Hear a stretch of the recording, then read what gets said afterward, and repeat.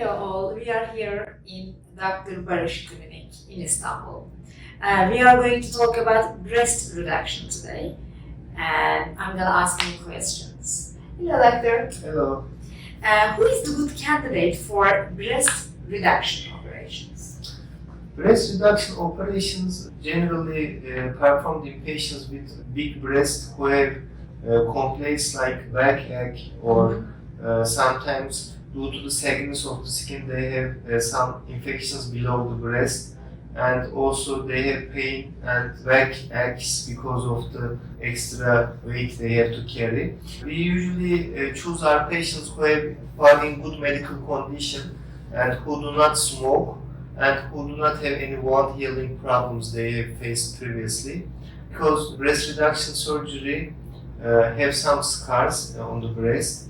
They have a scar around the areola, and from areola to the inframammalian sulcus, and also inside the inframammalian sulcus.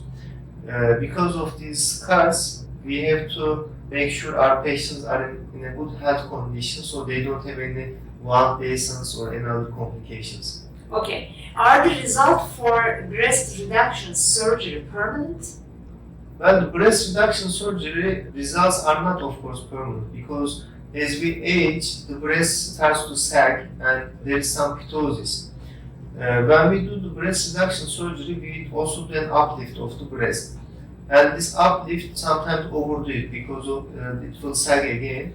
But the time of the sagging is in long years, in 10 years, 20 years, 30 years. So it is not permanent because it may sag again, but the volume of the breast, the reducted volume will not increase again, unless, of course, a breastfeeding happens or anything else. So the reduction in volume and weight, it is permanent, but uplift, it's not permanent. It may sag again. Okay. Can breast reduction correct breast asymmetry? Yes, when we are doing a breast reduction, we mark up a new nipple areola position. This is usually like 21 centimeters or something similar to this. It is at the level of the inframammalian sulcus. This point, if the patient has some asymmetry, for example, if one breast is like 40 centimeters and the other one is 25 centimeters, their position comes very close to each other. And also we do sometimes perform some liposuction to the sides, because when a breast is larger than the other, usually there is also more fat at the sides, at the axillary portion of the breast. So we try to make them as symmetric as possible. Of course, there can be small asymmetries, 1 centimeter, 2 centimeters of asymmetry, but usually they are very close to each other and the patients are very happy, because when the patients have some asymmetries, the weight of the breast sometimes causes some scoliosis or back pain, and when they are equal weight, the patient can stand up straight, and that makes our patients really happy. Okay, especially for this operation, will my surgery be covered by my health insurance? Well, for the breast, generally aesthetic surgeries are not covered by health insurance, but for the breast reduction surgery, there are some indications.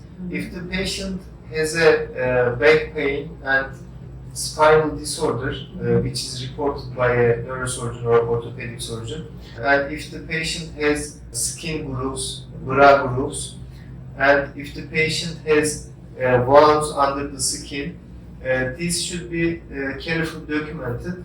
If the patient applies to the insurance company with these documentations and also the bill of the surgery, sometimes the insurance companies pay for these conditions. But if the patient doesn't have a spinal disorder and if they don't have a groove due to the bra, due to the weight of the breast, or if they don't have any wounds under the breast, they usually do not cover or reimburse these costs. Okay. Thank you very much. You're welcome. Okay, we talked about breast reduction today for the general lines of breast reduction.